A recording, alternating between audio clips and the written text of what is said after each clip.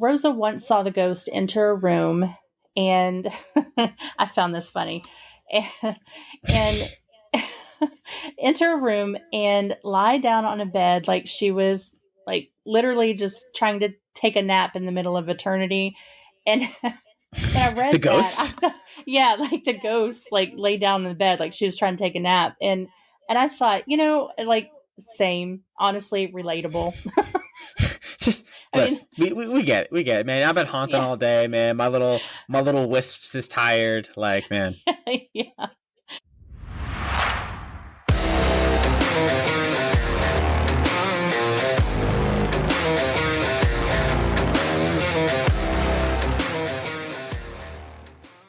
Before we begin today's episode, we would like to share a quick disclaimer.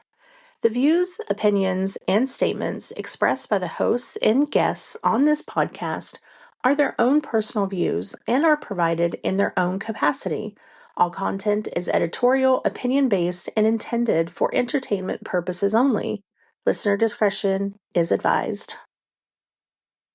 Welcome back to the Black Curtain Club. And on this episode, we're going to tug at the threads of the eerie. Today, I have a story that delves into the paranormal, and to help me along with this rather quaint tale is my co host, Kyle. And you, of course, our listeners, to lean in and hear a story where the veil between worlds thins. So, Kyle, first, how are you doing? Well, ask me that like midway and then at the end of this one, and let's see how that goes. But for right now, we chilling. Okay. Are you ready for ghosts? Where do you stand on the paranormal? Is this a world that you're very familiar with? Usually, if they're below me, I try to stand on their heads to kind of keep them down. That's usually my where I stand with them. I like ghost movies, like 13 Ghosts, Casper, Mm-hmm. shit like that. I'm all for that. The band Ghost, mwah, Chef Kiss, love Oh, of them. course. Yeah, Uh, absolutely. But but like, but on a kind of about like this, I like to think when it comes to uh, I don't want to say spooky stuff because I freaking love spooky stuff, but certain things I'm open to the things that are hard to explain or difficult to explain. I like to think I have an open mind, mm-hmm. but very few things am I 100% sold on or 100% not sold on. So, like I said, ghosts, most likely, but I haven't seen enough damning evidence to be like, absolutely. Okay. So you've never like gone on a ghost hunt, done any paranormal investigations, never Uh, experienced anything weird. I mean, I know Closest you thing I've done experienced to a one. ghost hunt. Oh, no, I've experienced plenty of weirds, but we ain't talking about that. Right. Closest thing I've done to a ghost hunt was I think I went to 3 stores to get their album prequel. Like, so I hunted for one of their. That's the closest thing I have to a ghost hunt. Okay. Fucking just sold out everywhere, man. And I know we've talked briefly about like paranormal shows. You've seen a few, but they're highly dramatized. It's hard to believe some of the things. Yeah. So Yeah, okay. the guy who says that, oh, there's definitely a ghost here because it's cold in Alaska in January with the windows open at night. Like, get fucked, dude. Come on. Yeah. Like, no shit, it's cold. Yeah, and the sad thing is, I think a lot of those shows they both did a lot of good, bringing the paranormal into like everyday conversation. They also did a lot of damage because there are some Mm-hmm. shows, and I'm going to not say the shows, but some of them have been proven to like fake stuff. And Mm-hmm. like one even went down to the haunted prison that's in Moundsville, West Virginia, Mm-hmm. and they are never allowed to come back because they literally went and spray painted like shadows on walls and Oh, defaced the property just for the show. Yeah, they're never allowed back. oh, dick So move. Dick yeah, move. yeah, yeah. So but I have been fortunate to have actually experienced some things, gone on some um, like real paranormal investigations. So this Mm-hmm. stuff has always fascinated me. and I love Oh it. I hell yeah. love it so much. And I'm missing a scare gene. Like I just don't get scared at stuff like this. So it's a Hmm. fascinating You, topic for you you're me. probably more curious, I would say, than it sparks your curiosity more than instills fear. Yes, yes, Which is pretty dope. I get that. I understand that in a kind of a weird effed up way. I'm like that with like gore in movies. I kind of when I watch like gory monster movies or slasher flicks and crap like that. I'm watching it more of like, oh, that's very good makeup, or oh, that's like way overdone. So like yeah, it doesn't bother me. Meanwhile, everyone is like throwing up and like running for the hills or whatever, and I'm like, interesting. yeah. Like how did they do that? How'd they do that practical effect? Yeah, yeah. Mm-hmm. I get you. Corn syrup, same thing they use in Carrie. Yeah, and Cujo. Hmm. All right. So today I'm going to take you back to Victorian England, and we're going Ooh. to unravel a chilling yet strangely elegant tale of one of England's most famous hauntings and one of the first most well documented cases in England's history. So I know like you're a history buff. So I thought this Mm-hmm. was like the perfect case for you to hear because it has a lot of like, history stuff in it, and it's just really it's a compelling story. Hell yeah! So So it sounds like it's Queen Elizabeth's coronation. So yeah, yeah. So this is a story of the Cheltenham Ghost. And if I did not pronounce that right, people in the UK, please don't come for my head. well, I'm pretty sure that. Well, first off, if you're making a like guillotine joke, that was the French. One, Yeah, two. I wouldn't be worried about the people in the UK. I'd be worried about the ghost you just defended. yeah, exactly. So, all right, picture it. Cheltenham, England, 1882. I was waiting, picture this Sicily, 1923. Yeah, I was waiting for a Golden Girls there. Proceed. oh. Picture this Sicily, 1935. Shit. All right. So we have a well to do family, the Despards, and they move into a house called Garden Reach on Pittville Circus Road. It's a lovely home, plenty of rooms, lots of sunlight, and apparently like one resident who refused to move on. So the house is a square. It's a very unassuming structure.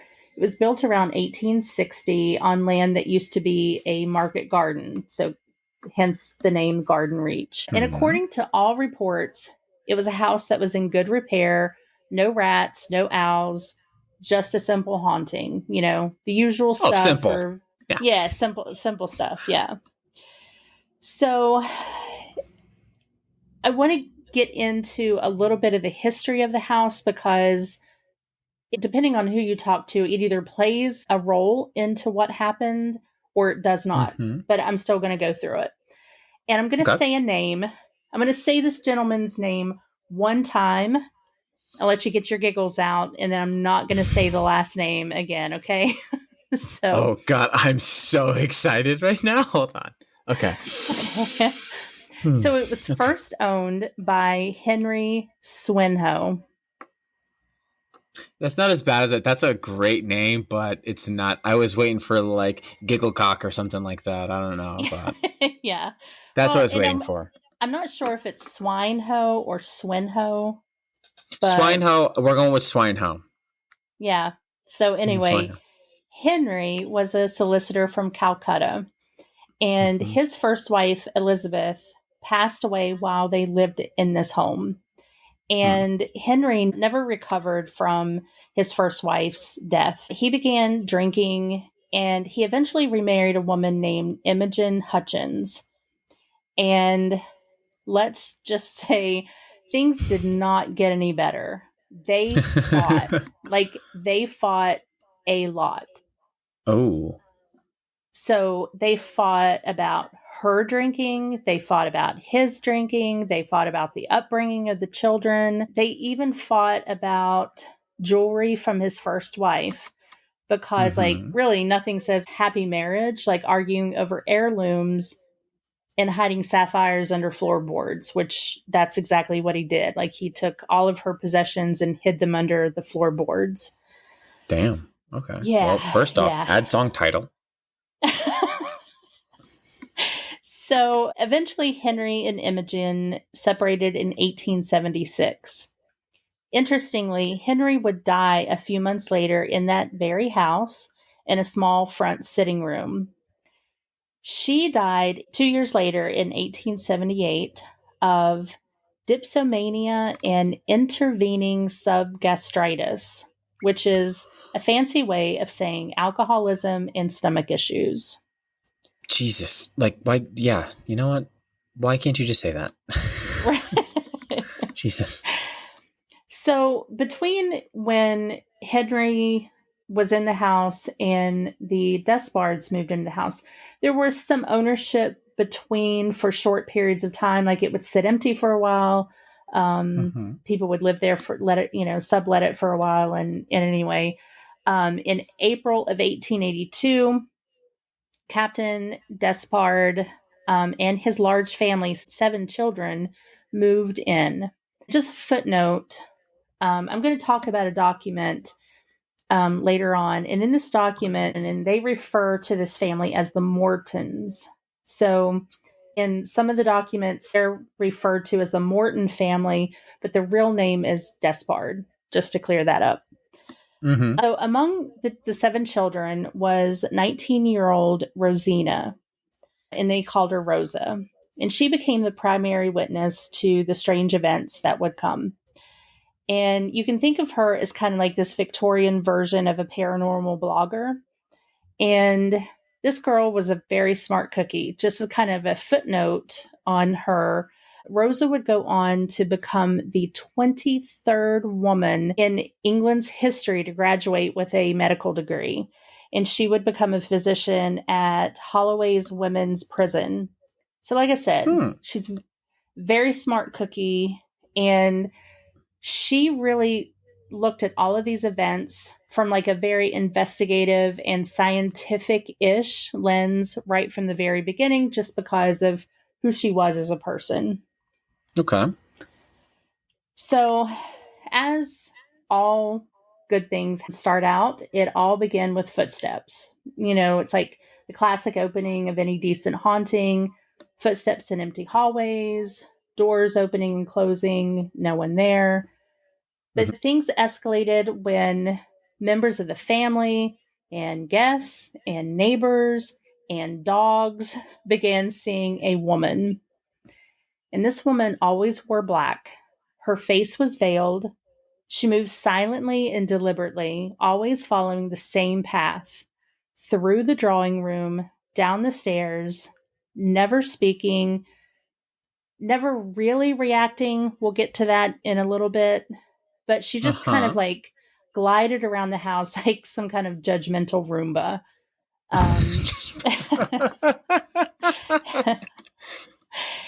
And so the first sightings of this woman in black came in June. Immediately, Rosa started this very detailed journal. And so she writes, "On opening the door, I saw no one. But on going a few steps along the passage, I saw the figure of a tall lady dressed in black, standing at the head of the stairs. So she followed the figure, but her candle burned out and she zoomed it back to her room. She was unsure of what she had witnessed. And I will say, in her defense, nothing will help you sleep like seeing a Victorian ghost in the stairs and then losing your only source of light." So, yeah. Right? So, over the next 2 years, she saw this woman multiple times, and it was always the same. So, Rosa wrote this description: "A tall lady dressed in black of soft woolen material. The face was hidden in a handkerchief held in the right hand. A widow's cuff was visible on both wrists. The whole impression was that of a lady in widow's weeds." Do you know what widow's weeds are? No. Okay. I didn't think so. This was new for me too. So I looked it up. The term widow's weeds refers to black clothing traditionally worn by widows in mourning, particularly in the Victorian era. The garments were part of a strict etiquette of mourning that dictated both behavior and appearance following the death of a husband. The term weeds itself comes from the Old English word wade, meaning garment or clothing, and has been used since the late 1500s to describe these mourning attire. So now Oh, you've learned okay. something.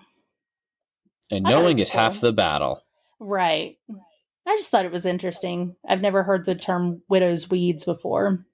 Yeah, no, I could have swore I was assuming it was going to be like I don't know, some type of like actual like weed like from like in like a swamp area, like a marshy area. You know what I'm talking about? Like all this kind of, it's just like those are like widow's weeds, and so I'm just picturing like this. You said that I'm picturing this kind of like monstrous looking like water hag or something like that. And I'm like, oh, this Yeah. sounds terrifying. And it was like, no, it's just black clothes. So I was like, oh, Just so black literally like clothing, yeah. so like any kid like between the ages of like 14 and like 17 that had one argument with their parents got it. Yeah, exactly. So Rosa, we've talked about she was very sharp and observant, and she began keeping detailed notes. And when I say Mm-hmm. detailed, she detailed like when they saw the ghost, what she was wearing, how she moved, who witnessed it. And in total, over 20 people saw this ghost over the years, and their descriptions were eerily consistent.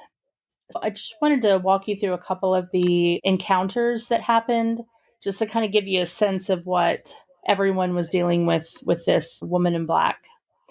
Rosa once saw the ghost enter a room, and I found this funny. And enter a room and lie down on a bed like she was like literally just trying to take a nap in the middle of eternity. And when I The read that, I ghosts? thought, yeah, like the ghost like lay down in the bed like she was trying to take a nap. And I thought, like same, honestly, relatable.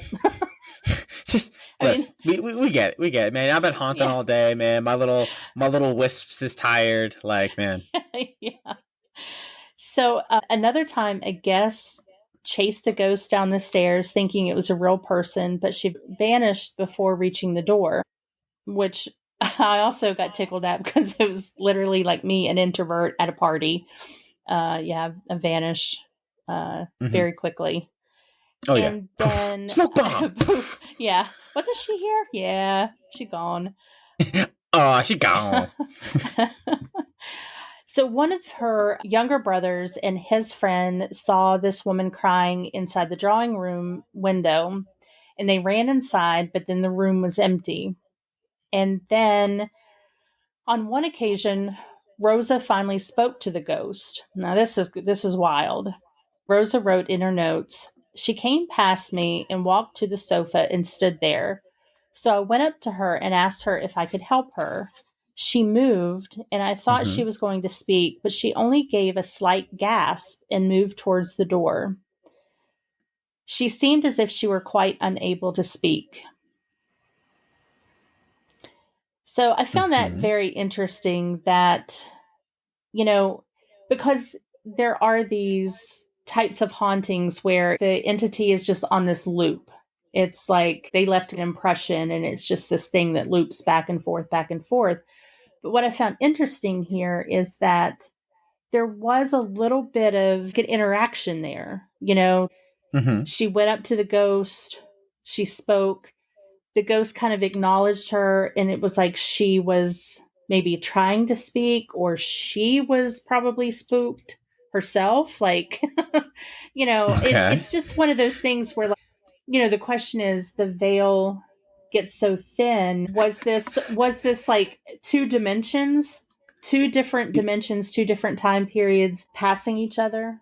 Can It's can we can there's we backpedal it for a second there? You sure, said yeah, like had the conversation with it. You said like maybe she were you referring to like maybe the ghost was like spooked as well? Like she was yes, spooked by her? Okay, so question. Maybe you'd probably know this better than me, but like is it a thing or like kind of how funny would it be if like okay, you know how like we see ghosts and they're at the paranormals from another something, whatever. Do you think ghosts get spooked when they see humans? Like, what the fuck are you doing here, man? Like, you know what I mean? Like, she's just I doing her think Victorian shit. She's just going to whatever it is, and then she just sees, like, you know, Hank from HR. Like, what the fuck? Like, what is right. that? Burrito? What the fuck's a burrito? You know what I mean? I often think about the movie The Others. I, Ooh, yeah, that's a you good one. know, Mm-hmm. where you have in that movie where the living are literally crossing paths with the departed, um, and I like like you're good movie. seeing the experience of the ghosts from their perspective.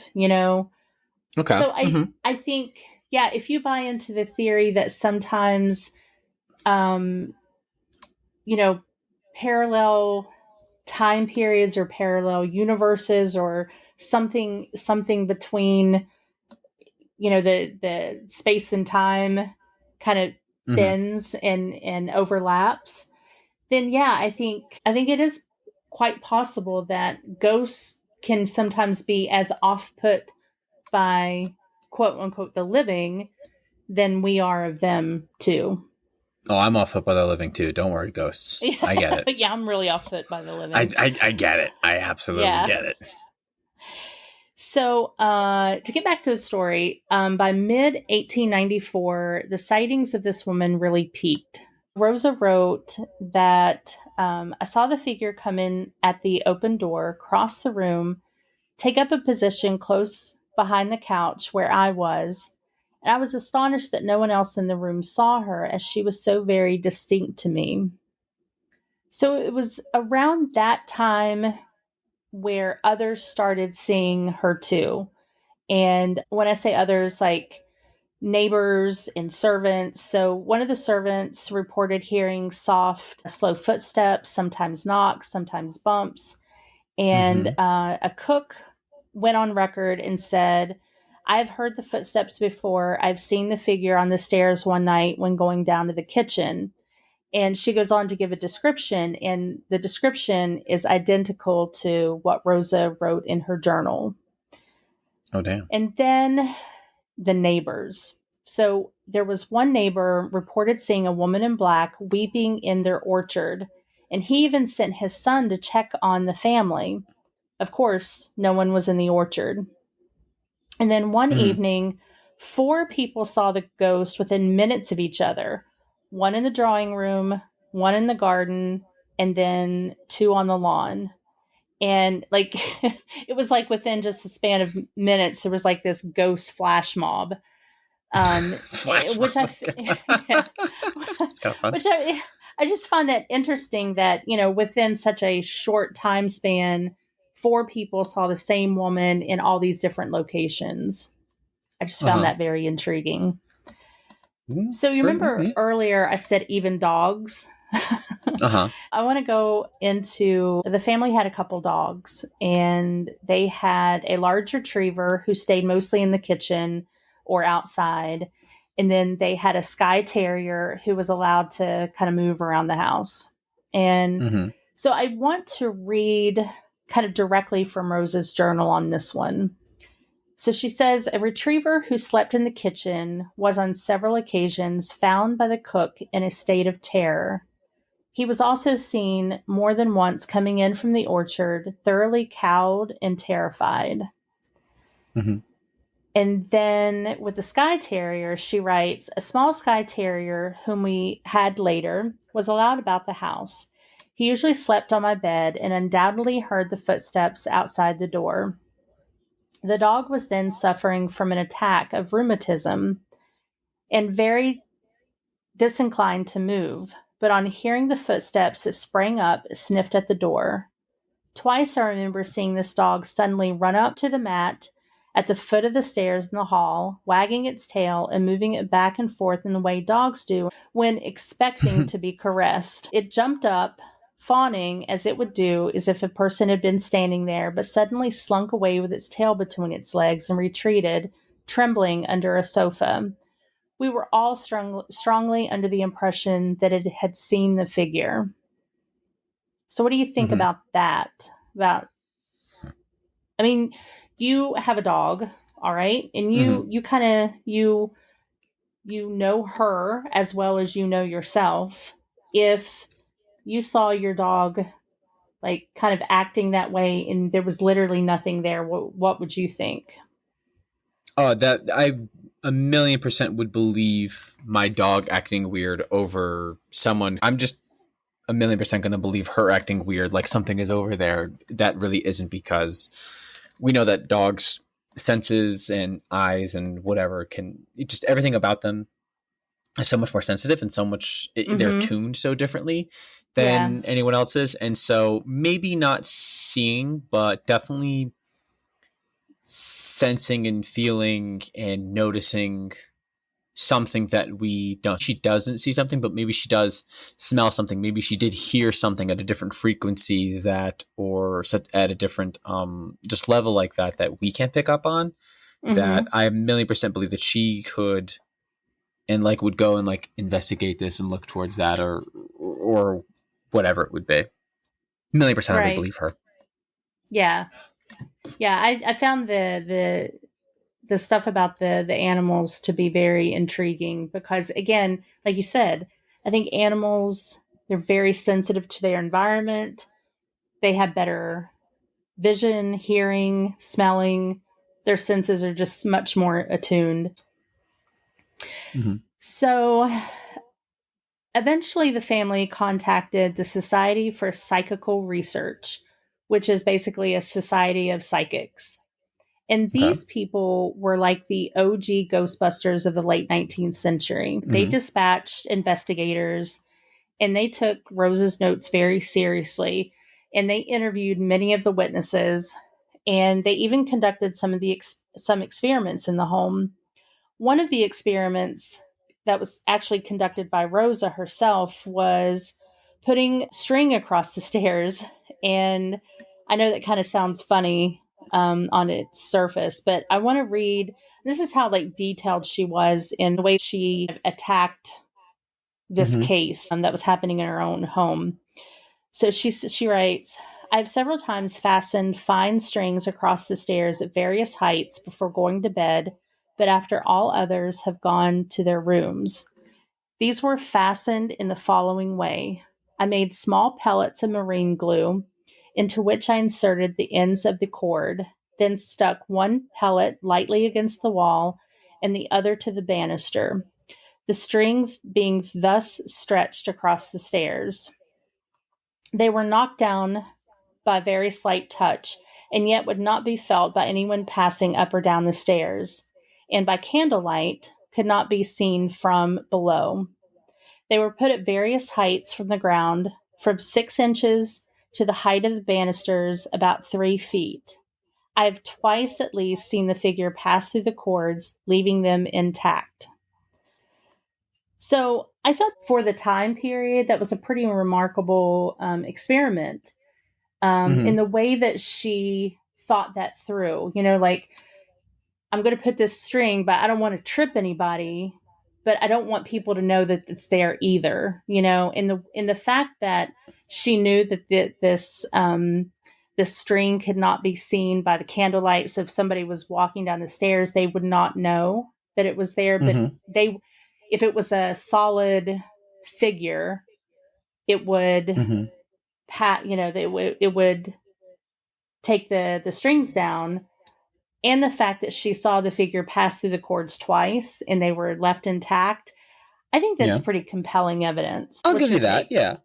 Yeah. No, it's It's God. something. It's something, It's right? something. It's something. It really is like it's one of those things. I guess I have to see it. Like I would have Yeah. to. I would have to. I'd have to be there. It definitely is compelling, and it all makes sense. Like I said, that it is a scientific approach to it for sure. Mm-hmm. It's just yeah. It's like the mummy. If I can see it and I can touch it, then it's real. That's what it is. Yeah. Okay. Yeah. Yeah. Yeah. Yeah. So, as a result of all of this, a full 21-page report was put out in 1892 that would become one of the most well documented hauntings in British history. The sad thing is, no one ever really got to the bottom of who this woman in black was. Some say it was the spirit of a woman who once lived in the house and died under very unpleasant circumstances. Some versions say she was a widow stuck in time. Some versions say it was connected to Henry and Imogen. A lot of people think that it was her that was stuck at the house after she Mm-hmm. passed away. But I think what makes this story so fascinating isn't just the ghost, it's the tone. This ghost, she wasn't violent. She didn't scream or throw books or try to possess anyone. She just appeared again and again, like some kind of tragic rerun on a loop. You know, the Mm-hmm. question, was she lonely, angry, just exceptionally committed to her routine? I mean, you know, we don't we don't know, you know, that's the thing. But I will say what I think is also so special about this case is this was the first haunting to be extensively documented with a pretty scientific-ish lens. We had Mm-hmm. multiple witnesses, multiple years, meticulous note-taking. It wasn't just folklore. It was like an early form of ghost journalism. Uh-huh. And Rosa, she never stopped believing. Even years later, she stood by every word in her journals. And I think sometimes, you know, belief isn't about proof. It's about the feeling you get when the air shifts, when the room kind of gets too quiet and you just know that you're not alone. And I know that, like, you haven't officially ghost hunted, but I Mm-hmm. can tell you, being in those spaces, there is just a feeling that you get in the air where you definitely know that you're not alone. No, for sure. That I can definitely agree with. Like maybe I'm trying to think of like a specific one that would make sense, but I've had that feeling before where like there's some there's something. Don't know what, and I don't know any things, but I'm definitely not by myself right now. Hmm. And like, hmm, It's like I almost said, I like you can't can think of anything exactly, feel, but it's like you can feel like it's almost like a static in the air, like the everything, it just changes, the air, the frequency, the little micro things that your body picks up on that you're not aware of.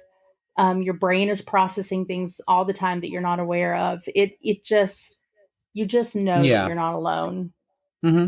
Yeah. Yeah, I'll give you that. Um, so yeah, just a little footnote on the home. Interestingly, the home is still stands today. So after the Ooh. Despards left, it sat vacant for 5 years when it was bought, and the name was changed to In Homes, and it became a boys' preparatory school. Mm-hmm. It opened its doors in 1898 and stayed in operation for 9 years. And then it sat vacant again until 1910. So from 1910 to 1912, it was used for religious purposes by a group of nuns. And then in from 1912 to 1935, it became St. Anne's Nursery College, which was an organization for training nannies. Okay. And then in the 1970s, it was used as accommodations by the diocese. And then finally in 1973, the empty house was bought by a housing association and converted into flats, apartments for us American rubes. Mm-hmm. And this is how the house remains today. So, I mean, this is that's the end of my Cheltenham Ghost story. So, what are your kind of final thoughts on this case? Boo, eh? No, no. Listen, like I said, there's definitely more evidence towards that than fucking. Oh, it's cold in Alaska.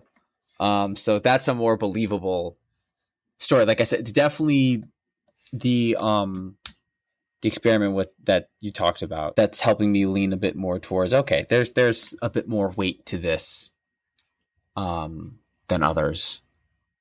Yeah. And I have the whole PDF of the report that was put out, the 21-page report. Mm-hmm. It is a pretty fascinating read. because they mainly rely on a lot of her notes because her notes were so meticulous and scientific in their own right. They Okay. just kind of took what she had and basically went and just validated it. I can shoot it over to you if you ever want to read it. I think just historically too, it's interesting because again, it's one of the most well documented hauntings in early history. Yeah, that's for sure. I mean, well, documentation definitely helps your case. Yes, absolutely. So, yeah, thanks for joining us for this paranormal episode. Just remember, the next time you hear a creak in the hallways or see a flicker out of the corner of your eye, maybe don't run because it's probably just somebody reliving their favorite daily routine from the great beyond. Be sure to follow the Black Curtain Club. And if you like this tale, leave us a rating and review. It helps us find more curious souls. And you can find us on all regular social media outlets. So give us a follow there to learn what's in store and some extra tidbits of information we run across. So until next time, stay curious and stay spooky. Bye. Say bye, Kyle. Peace out, Cub Scouts.